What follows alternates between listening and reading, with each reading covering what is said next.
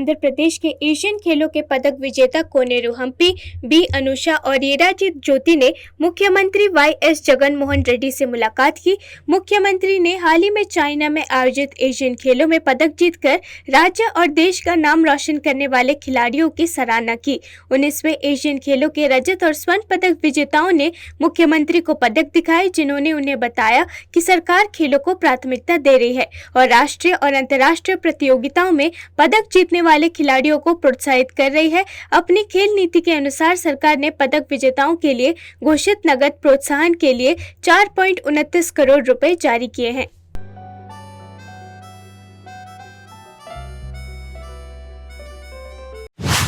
दुर्गोत्सव के दौरान Siliguri police commissionerate की ओर से शहर और आसपास सुरक्षा के तगड़े इंतजाम किए जा रहे हैं।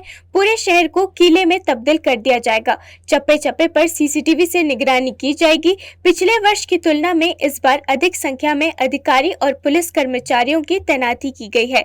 सीसीटीवी ही नहीं, ड्रोन के जरिए भी सुरक्षा व्यवस्था पर पैनी नजर रखी जा रही है। लेकिन इस बार दशमी के बाद भी अगले 2 दिन तक कुछ रूट यातायात पर प्रतिबंध जारी रहेगा। हम लोग अपना 4 टाइप ऑफ सिक्योरिटी अरेंजमेंट है, 4 टायर बोल सकते हैं। नंबर 1 ट्रैफिक अरेंजमेंट हम लोग 2 तरफ करते हैं।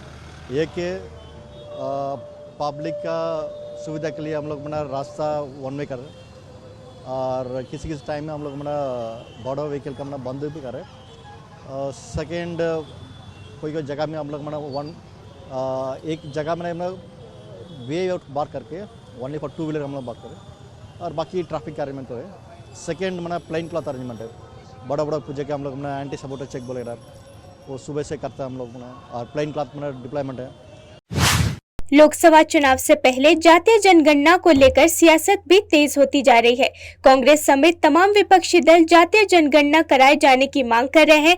कांग्रेस नेता राहुल गांधी भी खुलकर इस मुद्दे को जोर शोर से उठा रहे हैं, जिसे लेकर अब समाजवादी पार्टी के अध्यक्ष अखिलेश यादव ने कांग्रेस पर तंज कसा है। अखिलेश ने कहा कि ये चमत्कार है कि आज कांग्रेस भी इसकी मांग कर रही है। अखिलेश यादव ने कांग्रेस पर तंज कसते हुए कहा कि अब अगर पिछड़े, दलित और आदिवासी कुछ अगड़े भी जातीय जनगणना मांग कर रहे हैं तो इसमें क्या बात है। ये तो चमत्कार इसलिए है कि कांग्रेस पार्टी भी इस चमत्कार में आ गई है। केंद्रीय गृह मंत्री अमित शाह ने कहा है कि किसी भी देश में सीमाओं पर आंतरिक सुरक्षा के बिना चौकन्नी पुलिस के बिना संभव नहीं है। अमित शाह ने नेशनल पुलिस मेमोरियल में दिए अपने संबोधन में ये बात कही। बता दें कि आज पुलिस स्मृति दिवस है और इस मौके पर केंद्रीय गृह मंत्री अमित शाह नई दिल्ली स्थित नेशनल पुलिस मेमोरियल पहुंचे।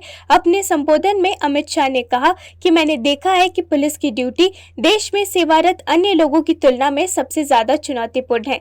किसी भी मौसम, त्योहार में पुलिस के जवान हमेशा ड्यूटी पर तैनात रहते हैं ताकि कानून व्यवस्था को कायम रखा जा सके। चाहे वो आतंकवाद हो, अपराध हो या फिर बड़ी भीड़ को नियंत्रित करना, पुलिस आम लोगों की सुरक्षा के लिए हमेशा मौजूद रहती है। हमारे देश की पुलिस ने अपने आप को हमेशा साबित किया है। सुचारू रूप से देश चले, इसके लिए ड्यूटी पर तैनात होता है। इतनी लंबी भू सीमा पर अपने जीवन के स्वर्णिम वर्ष परिवार से दूर रहकर, बच्चों से दूर रहकर, बूढ़े माँ बाप से दूर रहकर देश की सीमाओं की सुरक्षा में निकालना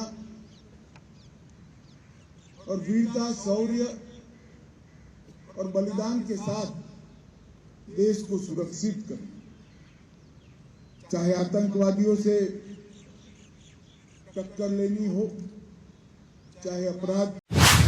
पुलिस स्मृति दिवस पर योगी आदित्यनाथ ने लखनऊ में रिजर्व पुलिस लाइन पर पुलिस स्मृति दिवस परेड को संबोधित करते हुए कहा कि 2022 से 2023 में कर्तव्य की वेदी पर प्राण न्यौछावर करने वाले शहीदों में प्रदेश पुलिस दल के 3 बहादुर पुलिसकर्मी शामिल है। मैं इस अवसर पर सभी शहीद पुलिसकर्मियों को श्रद्धा सुमन अर्पित करता हूं। हमारे जांबाज पुलिसकर्मियों का ये सर्वोच्च बलिदान हमें कर्तव्य पथ पर पूर्ण निष्ठा, मनोयोग एवं दायित्व बोध के साथ निरंतर आगे बढ़ने की प्रेरणा देता रहेगा। सीएम योगी ने कहा कि विषम परिस्थितियों में भी पुलिस अपने कर्तव्यों को सर्वोच्च प्राथमिकता देती है। कि हमारी सरकार उनके कल्याण के लिए पूरी संवेदनशीलता के साथ सभी जरूरी कदम उठाने के लिए सदैव तत्पर रहेगी। पुलिस जन्य अत्यंत कठिन परिस्थितियों में भी अपने कर्तव्यों का सर्वोपरि मानकर प्रदेश में अपराधों पर नियंत्रण करने, कानून व्यवस्था को चुस्त दुरुस्त रखने, प्रदेश में सामाजिक सौहार्द स्थापित करने और विशेषकर छत्तीसगढ़ के सीएम भूपेश बघेल ने महादेव ऑनलाइन सट्टेबाजी ऐप मामले में केंद्र सरकार पर कार्रवाई नहीं करने का आरोप लगाया। सीएम बघेल ने कहा, पूरे देश में केवल 2 या 3 राज्यों ने इस मामले की जांच की होगी। छत्तीसगढ़ सरकार ने जांच की है। 450 लोगों को गिरफ्तार किया गया है। लुकआउट नोटिस जारी करने की आदेश दिए गए हैं। क्योंकि राज्य सरकार इस ऐप पर प्रतिबंध नहीं लगा सकती है, इसलिए केंद्र सरकार को ऐप पर बैन लगाना चाहिए। सीएम भूपेश बघेल ने कहा, केंद्र सरकार इस ऐप को बैन कर सकती है, फिर भी वो ऐसा नहीं कर रही है। केंद्र सरकार ऐप पर प्रतिबंध क्यों नहीं लगा रही है? क्या उन्होंने उनसे चुनाव फंड लिया है? इस मामले में जांच और गिरफ्तारी क्यों नहीं की जा रही है? वो उन लोग क्या जा रहा है सब? किसके पास? जैसे किसका ये लोग पैसा? आरोप लगा रहे हैं कि कांग्रेस के पास पैसा आ रहा है दाऊद से, पाकिस्तान से। अरे सबसे बड़ी बात यह है कि ऐप का पैसा आम जनता सट्टा खेलती है, वो पैसा लूट रहे हैं, बर्बाद कर रहे हैं, और ये तो सट्टे पे जीएसटी लगा रहे हैं। और है तो आप कार्रवाई क्यों नहीं कर रहे हो? हमने तो चिट्ठी लिखी है आपको। आप हमारे लोगों को पकड़ रहे हैं जिसके यहां कुछ नहीं मिल रहा है। सलाहकार को पकड़ रहे हैं, उसके घर छापा डाल रहे हैं, वो ईडी क्या छापा डाल, मिला क्या? कुछ नहीं। तो केवल आपका उद्देश्य बदनाम करने का है। कार्रवाई करो ना आप। उसका अभी तक भारतीय अंतरिक्ष अनुसंधान संगठन के महत्वाकांक्षी गगनयान मिशन के तहत पहले मानव रहित उड़ान परीक्षण में आई तकनीकी खामी को दुरुस्त करते हुए इसे सफलतापूर्वक लॉन्च कर दिया गया है। इसरो प्रमुख एस सोमनाथ ने इस सफल लॉन्चिंग की जानकारी देते हुए कहा, मुझे TVD-1 मिशन की सफल उपलब्धि की घोषणा करते हुए बहुत खुशी हो रही है। इस मिशन का उद्देश्य एक परीक्षण वाहन के माध्यम से गगनयान कार्यक्रम के लिए चालक दल को ले जाने की प्रणाली का प्रदर्शन करना था। And there is a confirmation that group shoots have been released and pilot shoots have enabled the main parachutes to deploy. These main parachutes, which are 3 in number, are very, very large in size, 25 meters each. खूबसूरत नज़ारा ये 3 Relative velocity now 12 meters per second.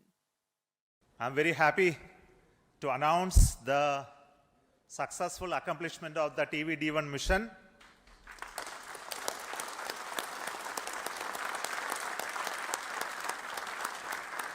The purpose of this mission was to demonstrate the crew escape system for the Gaganyaan program through a test vehicle demonstration in which the Bhajpa द्वारा लगातार attack करने के सवाल पर CM Nitish Kumar ने कहा कि जाने दीजिए, करने दीजिए, जिसको जितना अटैक करना है करने दीजिए, हमको कोई परवाह नहीं है। मुख्यमंत्री नीतीश कुमार ने एक बार फिर से भाजपा पर हमला बोला है। नीतीश कुमार ने कहा कि सुशील मोदी पहले क्या थे, जब तक साथ थे तो ठीक काम कर रहे थे, आजकल उनको तो हटा दिया। हमको तो तकलीफ हुआ कि उनको डिप्टी सीएम नहीं बनाया गया। अब आजकल वो रोज बोलते हैं और उनका खूब छपता है। हमको कोई मतलब नहीं है, हमको कोई परवाह नहीं है। हम लोग रात दिन काम कर रहे हैं। कहीं पर कोई दिक्कत होती है तो एक एक चीज पर बारीकी से नजर रखते हैं। सीएम नीतीश कुमार ने कहा कि हम काम में लगे रहते हैं, मेरी इधर उधर कोई दिलचस्पी नहीं है। बिहार के विकास में ही केवल मेरी दिलचस्पी है। हमको कुछ नहीं, अब हम लोग साथ में काम कर रहे हैं, बच्चे हम लोग का साथ सब कुछ है। अब क्या बात करते हैं? हम तो खाली याद कराते हैं कि पहले से कितना बिहार के हित में काम किया गया, सब याद रखिए। इसके अलावे और कुछ नहीं। हम कहे के लिए कहीं किसी को कह रहे हैं हम आपके साथ उस सब का भी बयान देखिए कि नहीं, हम लोग अलाउ नहीं करेंगे। अरे पूरा मांग रहा है परमिशन जाने का, तो देख लीजिए। अब आप आज भी हम जितना बोल रहे हैं इसको नहीं छापिएगा, आप तो कुछ और छापिएगा। आपको आज हम देखिए, सुनो नौजवान, हमको कह रहे भाजपा अध्यक्ष जेपी नड्डा फिलहाल पश्चिम बंगाल के हावड़ा में हैं। उन्होंने पार्टी नेताओं सुकांत मजूमदार, शुभेंदु अधिकारी और अग्निमित्र पॉल के साथ हावड़ा में एक पूजा पंडाल में देवी दुर्गा की आरती की। जेपी नड्डा ने कहा कि पश्चिम बंगाल के लोग दुनिया को एक दृष्टिकोण देने में सबसे आगे हैं। प्रार्थना करता हूं कि इस भूमि में राक्षसी शक्तियां नष्ट हो जाएं और अच्छी शक्तियों को और अधिक ताकत मिले ताकि समाज मंगलमय हो।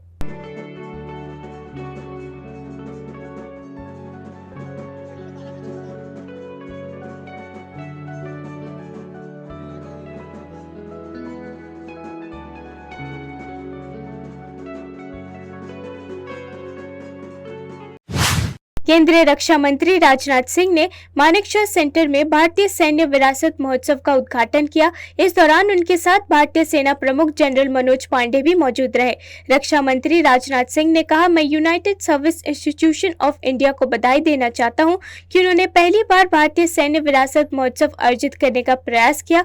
मैंने अपने कुछ सुझाव भी दिए हैं और समझता हूं कि देश के युवाओं को क्रांतिकारियों और जवानों की भूमिका के बारे में पता होना चाहिए।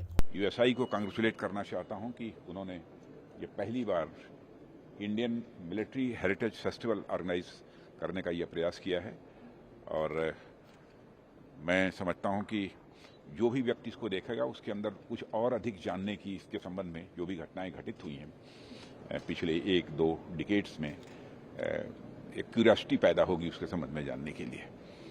और मैंने अपने कुछ सुझाव भी दिए हैं और मैं समझता हूं कि इसकी जानकारी तो हमारे देश के नौजवानों को भी होनी चाहिए।